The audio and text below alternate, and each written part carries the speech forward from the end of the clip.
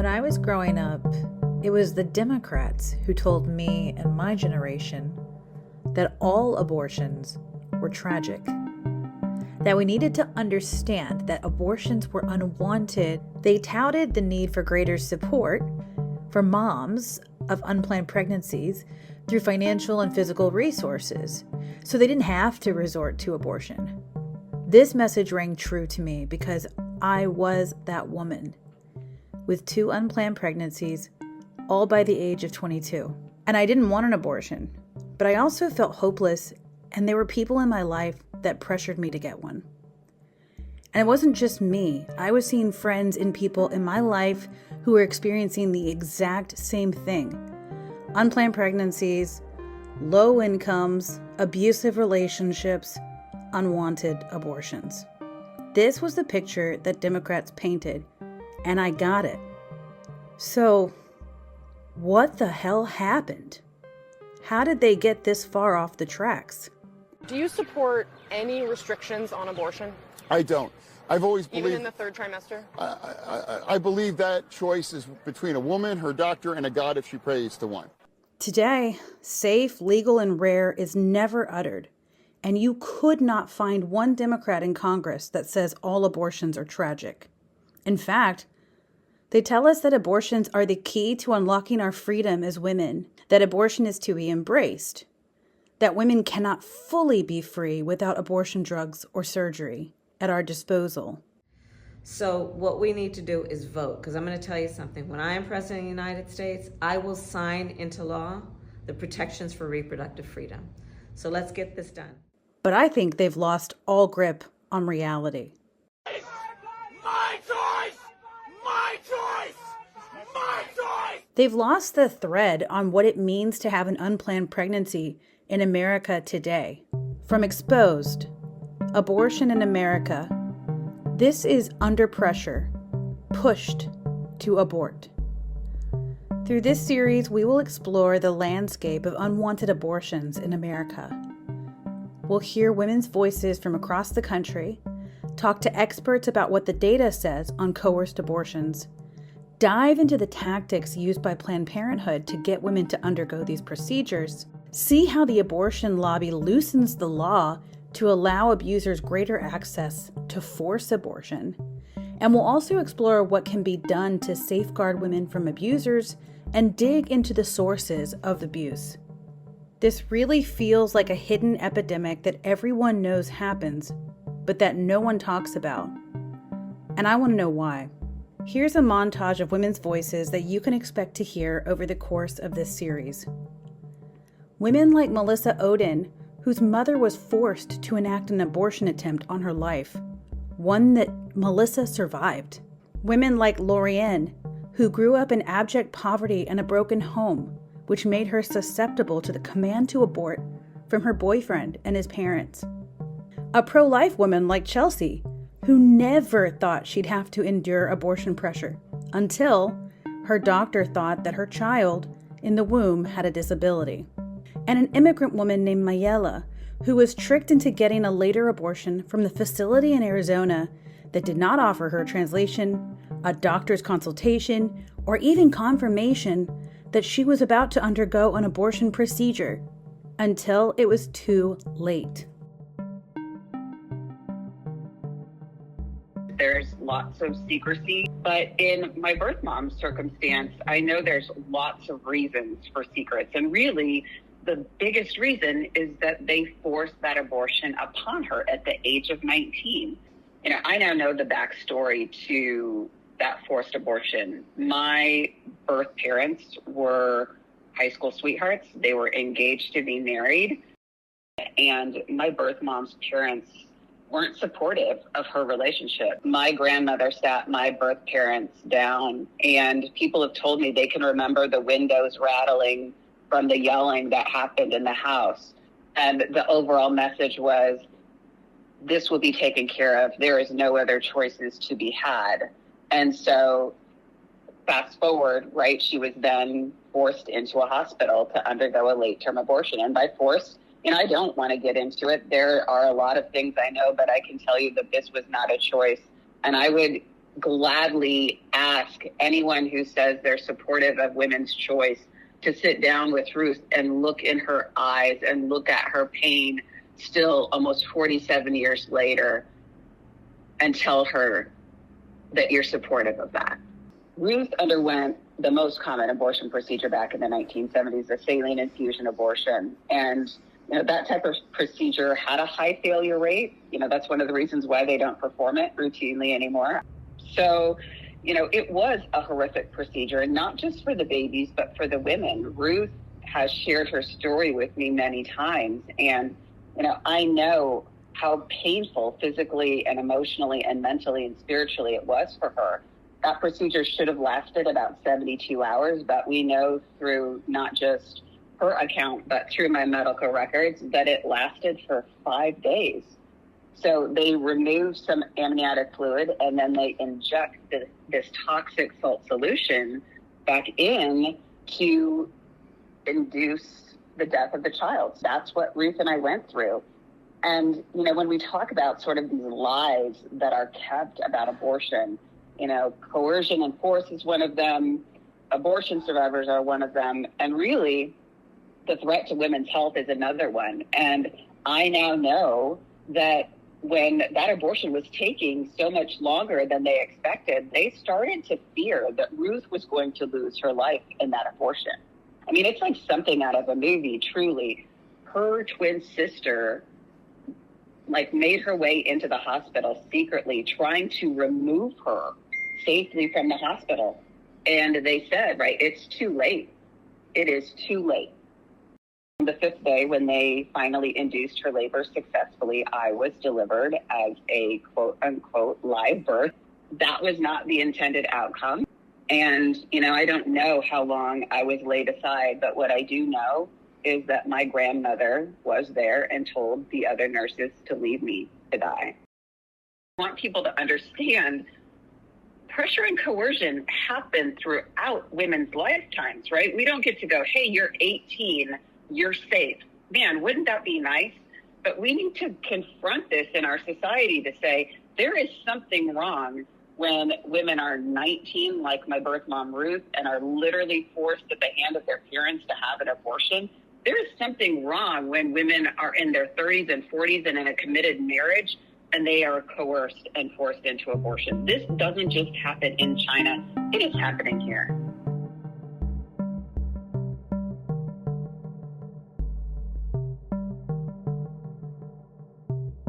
Oh, yeah. I mean, I come from like I said, I come from poverty, but a broken home. So my parents were, in my memory, were never together. So they were divorced before I even started forming memories.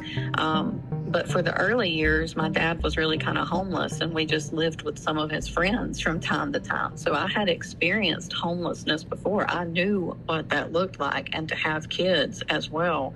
And then you get, later on, my father dies when I'm 13, and I'm now in the full-time care of my mother with a drug issue that is getting out of control, and her boyfriend is abusive, and of course I hate him.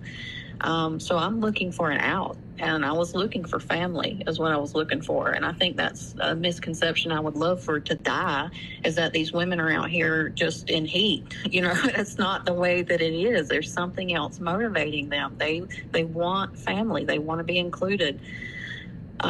They want the safety of a family. A family provides security and safety for a child. So, I get in high school, like every other girl that is in school, that, this is the typical American landscape is you have a high school sweetheart, and that's how it goes. Well, it just kind of, there's in rural county America, there's a lot of drinking in the woods and partying and things like that. So it was not uncommon for us to drink on the back porch every single evening, and they would let me stay in the same room with him, his parents. So it was like, you set me, you should have known better. You set the stage for this to occur.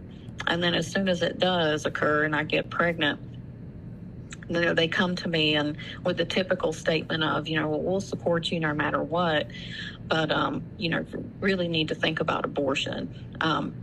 trying to console me and make me feel better by, sharing that maybe they had had an abortion in their past. Like, it's no big deal, So it's just pushing you into the stall. You're about to jump off of a cliff and you don't have any idea. I think I was really defeated. I think at that moment I was really defeated because I knew that I was kind of in a situation where I thought I'd found family, but it's really not a family if they're willing to sacrifice your baby to save their own. So I was betrayed, and I was devastated. I was defeated. I was the most vulnerable point I've ever been in my life. And so when the father is like, go get this abortion, here's the money, and if you don't, then I'm not taking care of you or our son. There's no home for me to go back to. And I'd already seen what homelessness looks like with a child, living on your best friend's couch. With it, I could not. I wish I could go back to that moment and say no. I didn't want to have an abortion. And so you're defeated. I just felt absolutely defeated. I remember not feeling like I had any control in that moment. I didn't have any control. And there's such a lack of empathy and there's such a lack of sympathy for women in that situation where, they're just, I don't wish that on anyone, but I just feel like if they could only see things through that perspective, they would be a little bit more understanding, which is why you see a lot of women that have been through that. These are the ones that are showing up, building the pregnancy centers. These are the ones showing up, answering the phone at 2:00 in the morning when these women are calling and they're saying, I wish somebody would have told me that it was going to feel like this. Mm-hmm. And just to reiterate, Lorianne, I know you said this earlier, but you had already fought off and you had expressed very clearly to your boyfriend and his parents that you did not want to abort your first son, your son. So It's not like they were clueless about where your values lied. That's right. And the thing about it is that, and I've reflected on this often in the days since, but he would have never suggested abortion if his parents weren't advocates of it. I believe that. I believe that wholeheartedly. So that you see this as like a generational problem. And I'm like, okay, well, I can just go and get help somewhere else. I don't know. I didn't feel like it would be available to me. I feel like I was outnumbered. I feel like not only did he have all the resources, but he had more name recognition in the community that was positive, and I was just the poor girl that was looking for a meal ticket. That's what they say about, girls like me. Every woman that's coming from my demographic that has been forced or coerced into abortion, we are more susceptible, I believe. We are weak to that because we don't, and in my situation where it came from a broken home, I want that I need security.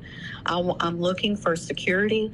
So, you get into a relationship, or I did with this boy, and I'm living with him, and all of a sudden he says, do this, or I'm taking away that security that I've never had my entire life. So I've got a taste of it now in this relationship, and he's threatening me with, I'm going to take that away. I would make a different decision now than I did back then, but back then I didn't have the strength that I needed to oppose the threat.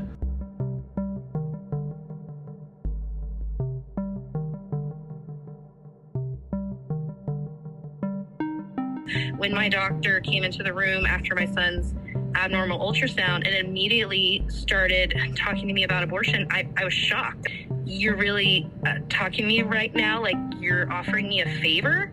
I was absolutely shocked. It was not something I expected at all. We were just in there for an ultrasound and then a normal clinic visit.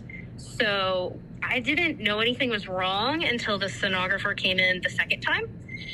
She tried to play it off like it wasn't a big deal, but I knew, and I wasn't laughing anymore. My husband, he tried to tell me everything was okay. It's just, they just needed an extra picture or two. It didn't mean anything, but I think every mom has a sense in their gut that just tells them the truth in that moment. And I knew something was very, very wrong. So as soon as she was done with the second ultrasound, I asked her if I could wipe the jelly off my belly, and she said, actually, no. She might have to come in a third time. And then I got really, really scared. Next in was the head maternal fetal medicine specialist, who I had not even been scheduled to see that day. Got right into it. He's like, so there is a mass in your son's abdomen. It's about a third of his body. And no one here knows what it is. I've never seen anything like this before on a baby of this gestation. It could be bowel entanglement, could be cancer, it could be a genetic disorder. It could mean that he's gonna miscarry soon. And it was like I couldn't breathe anymore. I tried to cut in. I was like, okay, well, what are my treatment options? Like, let's make a plan. What are we gonna do? And he said, well, that depends. And I was like, depends on what? And he said, well, that depends on if you're gonna continue with the pregnancy or if you're gonna terminate. And within 5 minutes, he offered me termination again. I was so confused. I was like, okay, I just answered you. I'm not gonna have an abortion. I need to know what my options are. So I waited, and then when I was at home, I got called by that same maternal fetal medicine specialist from the first appointment. And he was explaining to me why he thought I should have the amnio. And I asked my same question, well, is it gonna change the treatment plan? And he said, well, yes. If your son has something like trisomy 13, those babies don't live that long anyway. So we would never do something like an emergency C-section for him. He told you that on the phone? Yes, he did. Wow. I was shocked.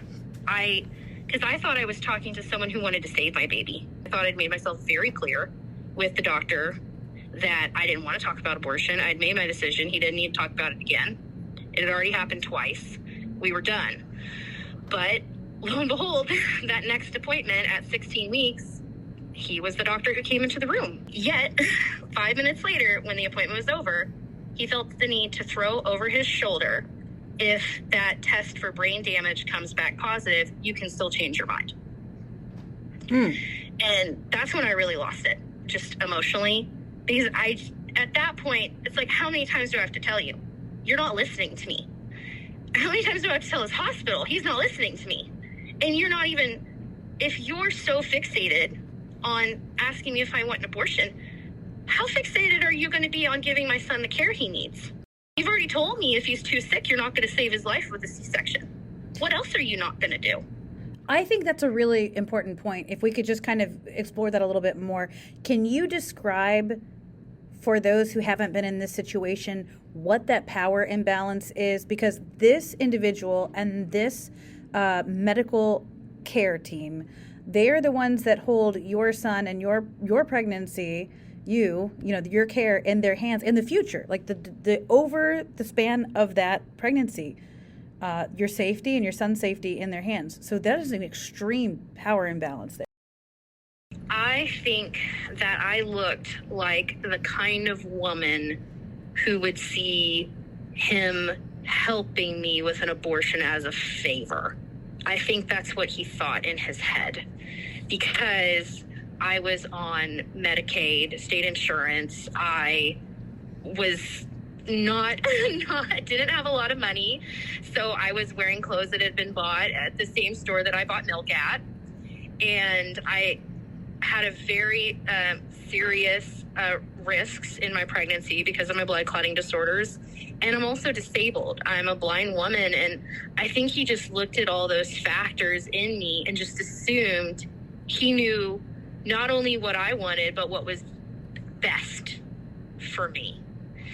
And I think that when I pushed back so hard, he was shocked, because how could a disabled woman on a low income with health risks of her own, who already has a toddler to take care of, how could she ever handle a disabled baby? Why would she want to? One morning, I just woke up, and I don't know what changed in my mind, but I said, I am done. I am not going to be bullied anymore. He's getting bullied now. This is over.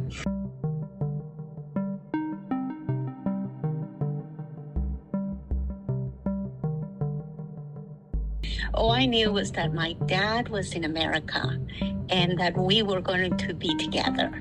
And he had been in America for 6 years.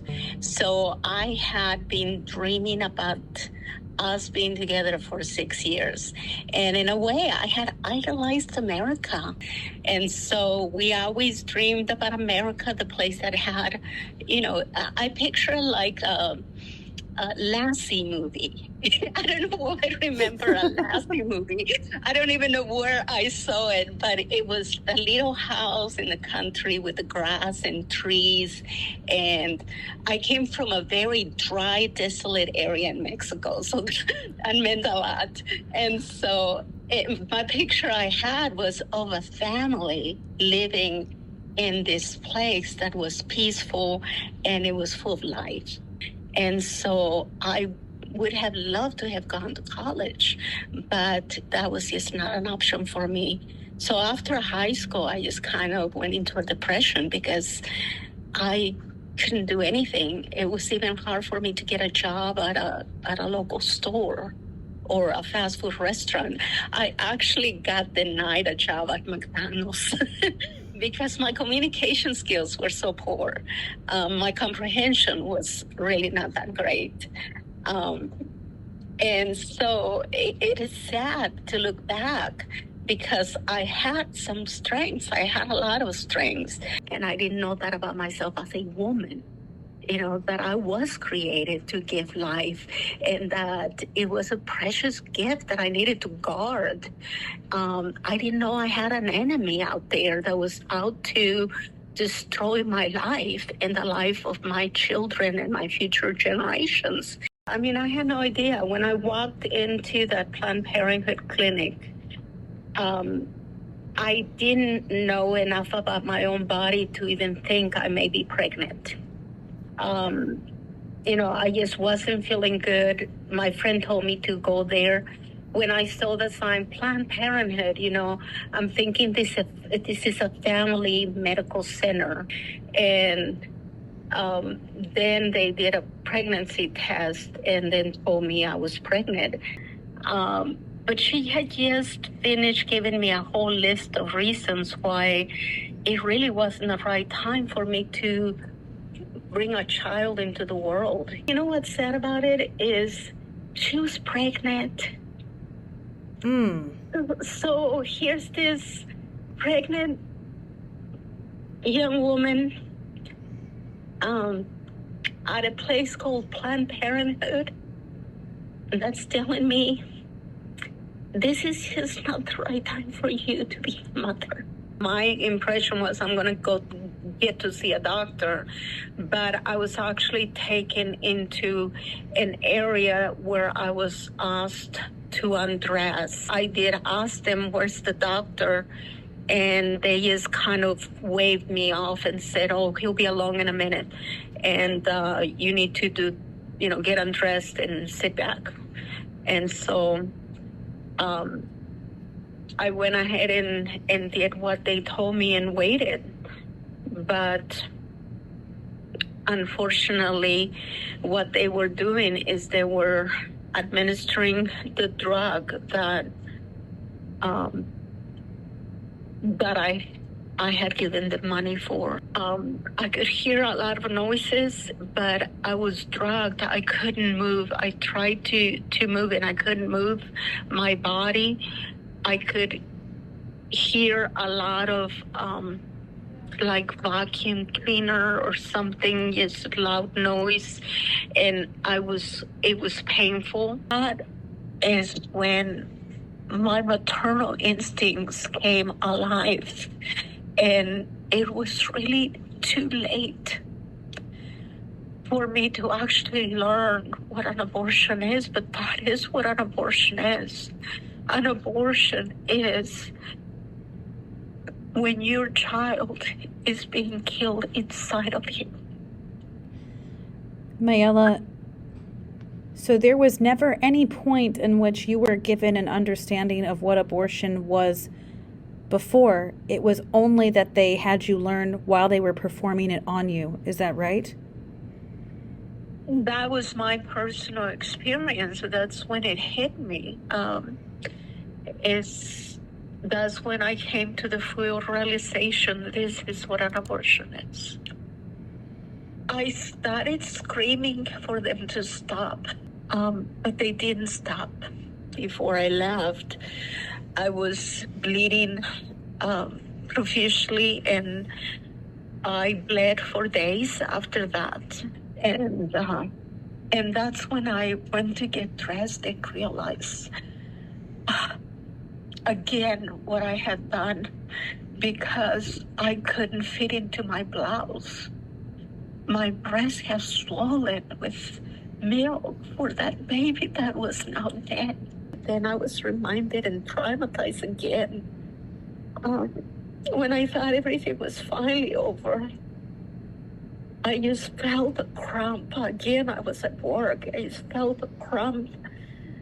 I was cramping and hurting, and I ran to the bathroom just in time to see the remains of my baby coming out into the toilet.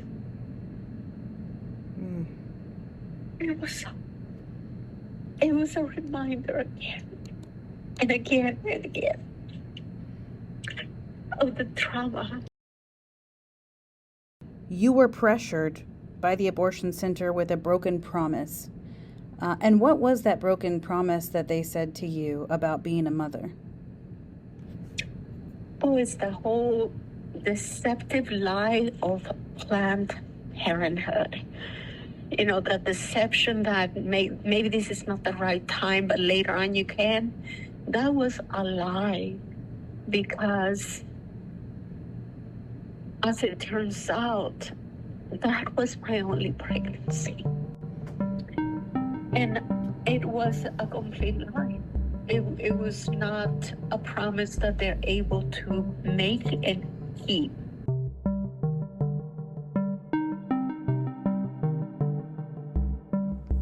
Thanks for listening to these women's voices and stories. Join us for this entire series to hear their accounts of abortion coercion in depth. And join us for our next episode as we ask researchers to share on the impact and landscape of unwanted and sex-trafficked abortions in America. For Exposed, Abortions in America, this is Under Pressure, Pushed to Abort.